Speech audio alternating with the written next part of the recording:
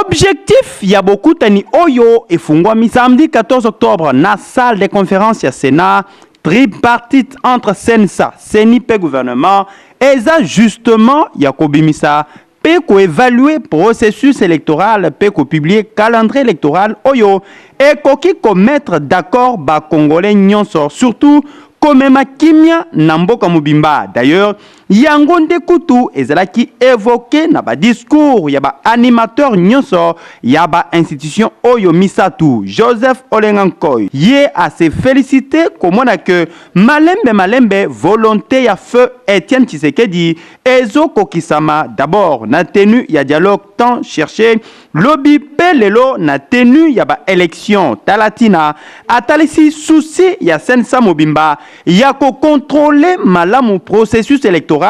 pour s'assurer que nyonso exoleka na kitoko. Nzoka kote na ye premier ministre Bruno Chibalanzenze ye atalisi volonté ya gouvernement na ye ya ko financer tili fobo maponami nyonso tout en comptant pe na appui ya ba partenaire na bango. Na côté na ye Corneille Nanga, président Yasseni, organe technique pour la organisation ba élection, atalisi après avoir copé sa topé kosala évaluation ya processus électoral banda et banda qui veut dire banda enrôlement tikino lelo atalisi que volonté ezali ya copé sa peuple congolais maponami oyo ekoki kozala te contesté si manango topé ko bimisa mobulu. Talatina atalisi que na cité oyo nyonso ezali kolobama na oyo etali 504 jours pona maponami ezali nde ba spéculation ya pamba esengeli peuple congolais apesa confiance na tripartite sima ya évaluation oyo